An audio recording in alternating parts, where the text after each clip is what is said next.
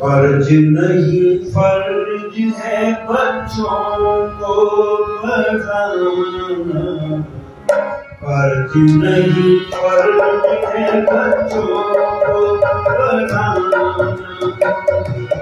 पर माँ बाप को ये चाहिए निभाना, फर्ज नहीं फर्ज है बच्चों को पढ़ाना, फर्ज नहीं फर्ज है बच्चों को पढ़ाना।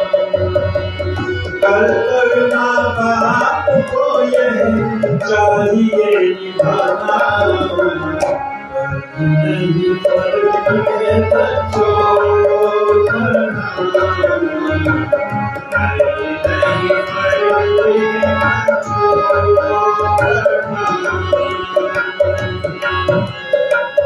पढ़ने से बच्चों का विकास होगा, बच्चा अंधेरा मिटे प्रकाश होगा, बच्चा अंधेरा मिटे प्रकाश होगा।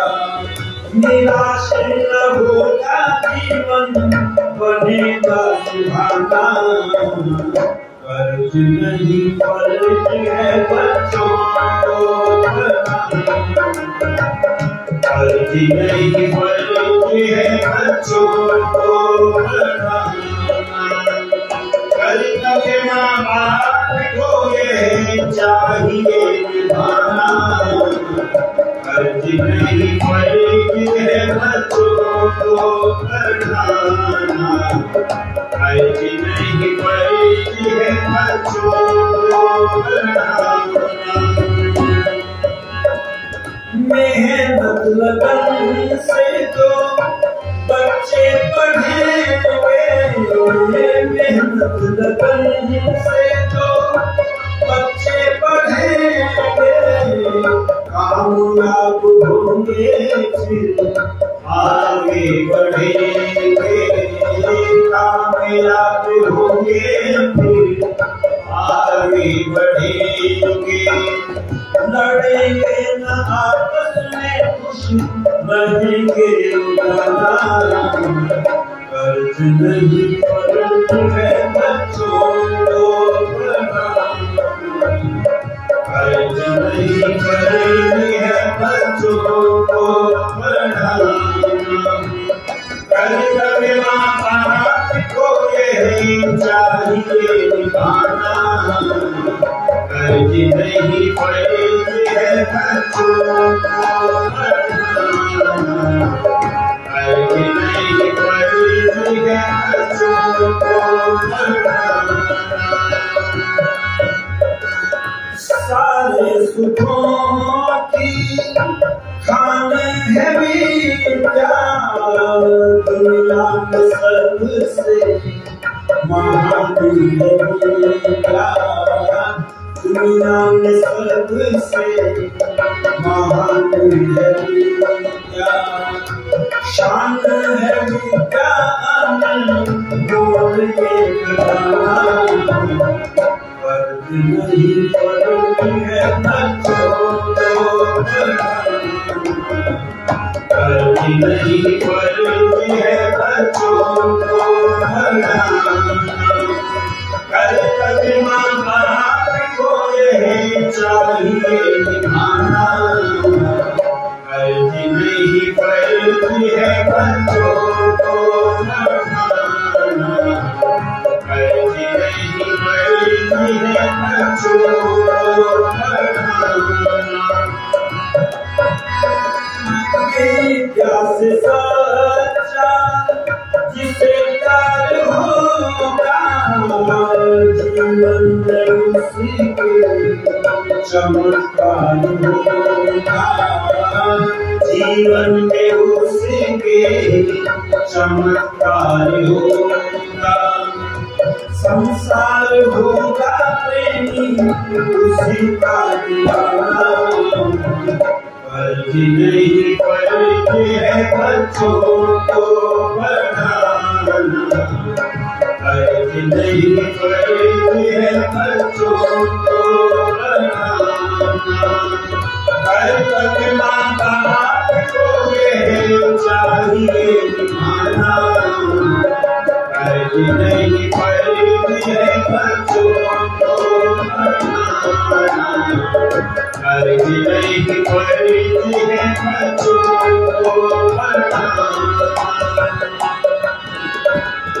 आशाएं बेटा से हो सभी पूरी लड़का हो या लड़की पढ़ाना जरूरी लड़का हो या लड़की पढ़ाना जरूरी मजबूर खाना कोई करना बहाना।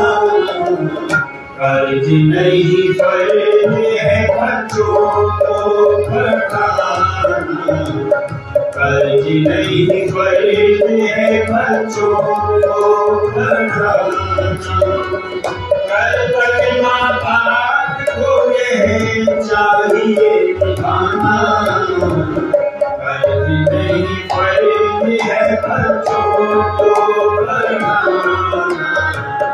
कर्ज नहीं पड़ती है बच्चों को पढ़ाना कर्ज नहीं पड़ती है बच्चों को पढ़ाना।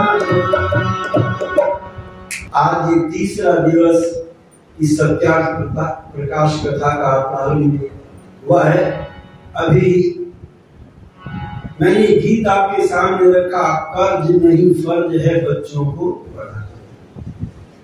और ऋषि गांधी महाराज सत्यार्थ प्रकाश के तीसरे समुल्लास में लिखते हैं, संतानों को उत्तम विद्या शिक्षा गुण कर्म और स्वभाव रूप आभूषणों का धारण कराना माता पिता और आचार्य संबंधियों का मुख्य धर्म है। और ऋषि गांधी कहां से लिखते हैं? क्योंकि वेद में आता है माता पिता का परम कर्तव्य है संतानों को उत्तम शिक्षा देकर उत्तम कारोबार में लगाए, उसको शिक्षा भी दे और उत्तम कारोबार में भी व्यापार में भी लगाए। दोनों की जिम्मेदारी है। इसीलिए विद्वान कहते हैं हम अपने बच्चों को यदि विद्या नहीं देंगे तो एक श्लोक आपने सुना होगा, ये शाम न विद्या न तपो न दानम न ज्ञानम न शीलम न गुणो न धर्म ते नृत्य लोके भूरि भार होता मनुष्य रूपे मृगाश्रय। वो मनुष्य होते हुए भी पशुओं के समान रह जाएंगे। पर हम बच्चों को आजकल क्या करते हैं? बढ़िया कपड़े पहनाना चाहते। देखो हमारे यहाँ तो ऋषियों ने लिखा, जब तक विद्यालय में बच्चा पढ़े, गुरुकुल में बच्चा पढ़े, उसको जूते नहीं दिए जाए, उसको सुरमा नहीं लगाने दिया जाए, उसको सिले हुए वस्त्र नहीं पहनाए जाए। हमारे यहाँ तो ये नियम था। पर लोगों ने सोचा ही तो पुराने जमाने की बात है, पहले लोगों के पास में पैसे नहीं थे इसलिए कपड़े नहीं पहनाते थे बच्चों को। हमारे पास तो बहुत पैसा है, हम तो बढ़िया से बढ़िया कपड़े पहनाएंगे। अच्छा मैं पूछता हूँ आपसे, पहले लोगों के पास पैसा नहीं था? अच्छा पहले जो महिलाएं थी वो ज्यादा आभूषण पहनती थी या आज तो ज्यादा पहनती है? तो पहले गरीबी में सोना चांदी ज्यादा पहना जाता है और कपड़े नहीं, कपड़े कम पहने जाते। पता चला पहले भी लोगों के पास भी। अच्छा पुराने मकानों में सोने चांदी के सिक्के निकलते हैं दबे हुए या नहीं निकलते? अगर नहीं थे तो निकलते हैं कहां से? पर ऋषियों की एक व्यवस्था थी, तुम बच्चों को यदि फैशन में लगा दोगे तो वो पढ़ाई की तरफ ध्यान नहीं देंगे। इसलिए उनके विकास का समय है, शरीर भी बढ़ता है। यदि सिले हुए कपड़े पहनाओगे तो बच्चों का शरीर बेडौल हो जाएगा। आप कहेंगे कैसे? एक पेड़ के तने में आप तार बांध दो या रस्सी बांध दो, कुछ दिनों के बाद आप देखेंगे तना ऊपर से भी मोटा हो जाएगा, नीचे से भी मोटा हो जाएगा, और जहां रस्सी बंधी थी वहां से पतला रहता है। और जब हवा का झोंका आएगा वहीं से टूट करके गिर जाएगा। इसलिए हमारे ऋषियों ने व्यवस्था दी थी, पर हम सोचते नहीं, बच्चे को पैदा होते बढ़िया सोने चांदी के आभूषण पहनाओ, बढ़िया कपड़े पहनाओ। अब तो पैदा होते जूते पहनाते। बच्चा जमीन पर पैर नहीं रखता, पर जूते पहना रखे। मैंने कहा इसको जूते क्यों पहना रखे? अरे लोग कहेंगे इनके पास पैसे नहीं है। वो तो अभी डॉक्टरों ने कोई अभी योजना नहीं बनाई, नहीं तो गर्भ में जूते भेजे वहीं से पहन करके आए। ऐसी भी योजना आ जाएगी। हम ये दिखाना चाहते हम पैसे वाले, पर ध्यान रखना बच्चों को पैसे से तुलना मत करो। ऋषि ध्यान लिखते हैं, सोना चांदी मोती मूंगा रत्न व माणिक्य आदि, विद्या बिना शोभा कहाँ, देह पे सजाने से। विद्या बिना शोभा कहाँ, देह पे सजाने से। छीन लेते जब को तो डाकू बन तेरे चोर। छीन लेते जब को तो डाकू बन तेरे चोर। आप उड़ाए खेल लेती जगत के बहाने से। आप उड़ाए खेल लेती जगत के बहाने से। सत्यव्रती धारी मान छला तुम्हारी विद्या के विलासी जो सुधु सुख है कर जाने से। विश्व दुख दलना हेतु विश्व दुख दलना हेतु शील सभ्यता को धार।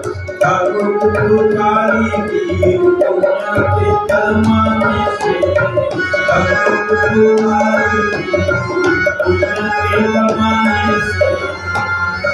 इसलिए आप बच्चे को आभूषणों से सुसज्जित मत करो। और कैसे सुसज्जित करें?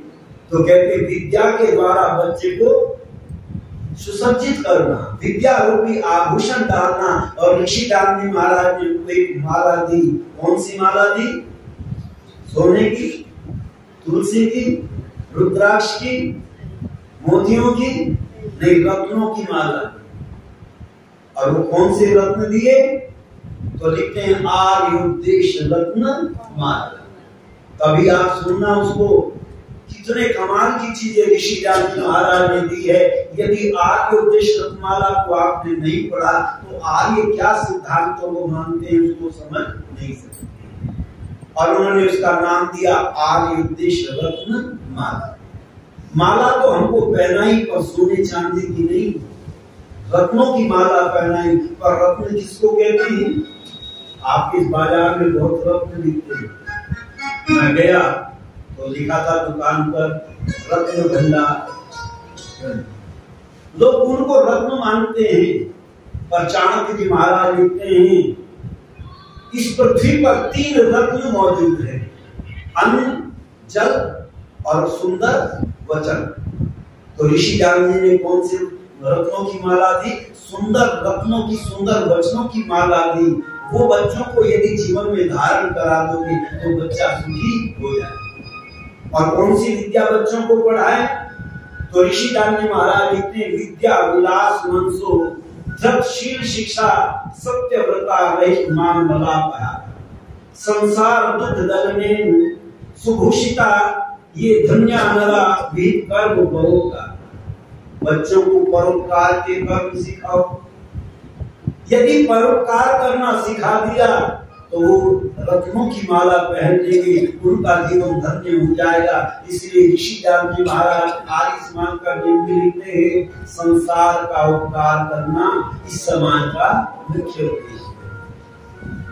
और वे पुरुष धन्य हैं जो अपने जीवन में दूसरों के परोपकार में अपने जीवन को लगा देते हैं। और इसी श्लोक अर्थ को लिखा है कि जिन पुरुषों का मन करता है विद्या में विलास। जिन पुरुषों का मन करता है विद्या में विलास, उनके मन में हो जाता है विद्या का प्रकाश।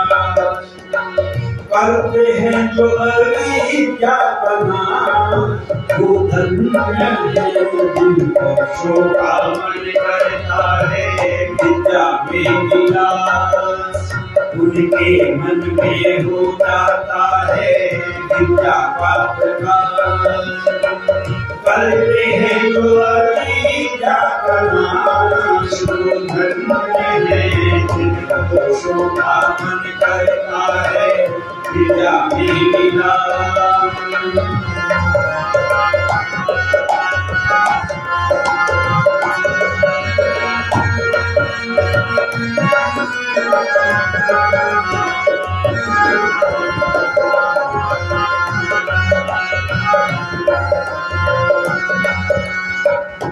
कौन से गुण बच्चों के अंदर लाए? तो ऋषि लिखते हैं धैर्यशीलता शिक्षा को जो भी अपनाए, धैर्यशीलता शिक्षा को जो भी अपनाए, सत्यवती होकर जो सत्य के नियम निभाए, अभिमान के ना जाए पास, वो धन्य है जिनका छोटा मन करता है विद्या में विलास, उनके मन में हो जाता है विद्या का प्रकाश।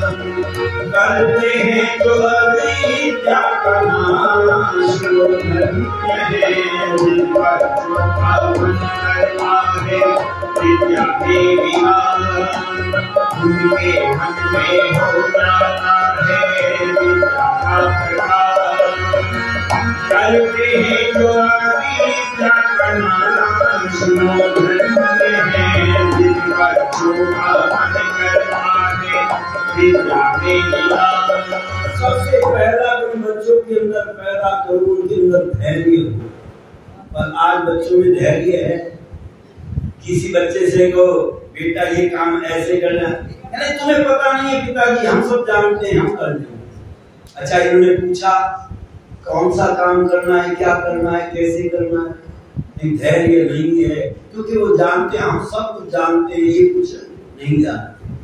आज हमारे घरों में सबसे बड़ा झगड़ा इसी बात का है, बच्चे तो ये समझते हैं ये बूढ़े कुछ नहीं जानते, और बूढ़े ये समझते हैं ये बच्चे कुछ नहीं जानते। हमारे बाल सफेद हो गए हैं, हम सब जानते हैं, क्योंकि बाल सफेद होना भी लोग ने क्या मान लिया? अकल की डिग्री। सारी अकल हमारे पास आ गई, बाल सफेद हो गए। और बच्चे ये समझते हैं हमने स्कूल में, मॉन्टेसरी स्कूल में इंग्लिश मीडियम में दाखिला ले लिया तो हम सब कुछ जान लिया, बूढ़े कुछ नहीं जानते। पर ध्यान रखना, धैर्य रखना चाहिए व्यक्ति को, प्रत्येक व्यक्ति की बातों को सुनना चाहिए। उपदेशक तो ये समझता है ये श्रोता कुछ नहीं जानते, और श्रोता ये समझता है ये उपदेशक कुछ नहीं जानता, हम सब कुछ जानते। सब जगह यही झगड़ा है। बहू ये समझती है मैं सब कुछ जानती हूँ, मैं पढ़ी लिखी हूँ, मैंने सब डिग्री प्राप्त कर ली है। सास कुछ नहीं जानती, और सास ये समझती है मैं सब जानती हूँ, ये बहू कुछ नहीं जानती, और इन्हीं बातों का झगड़ा है। पर मैं कहता हूँ नहीं, कुछ बातें ऐसी है बच्चे ज्यादा जानते, बड़े कम जानते। अच्छा, मोबाइल के बारे में बच्चे ज्यादा जानते या बूढ़े ज्यादा जानते? मैंने बूढ़े बाबा को कहते सुना, बेटा देखना ये फोन आया था, कहाँ से आया देखना। मैंने कहा बाबा आप नहीं जानते? कहने के बस मुझे तो ये बता रहा था ये बटन दबा करके और सुन लेना, मैं तो इतना ही जानता, मैं इससे ज्यादा नहीं जानता।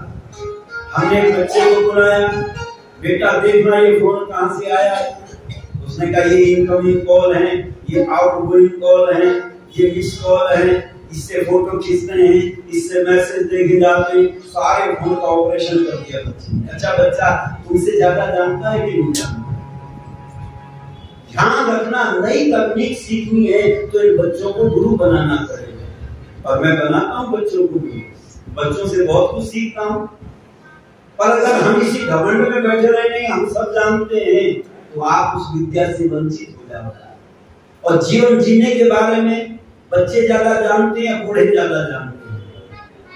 बूढ़े ज्यादा जानते हैं। इसलिए महाभारत काल कहते हैं तुम प्रातः काल और सायं काल बड़े बूढ़ों के पास बैठ करके उनकी बातों को ध्यान से सुना।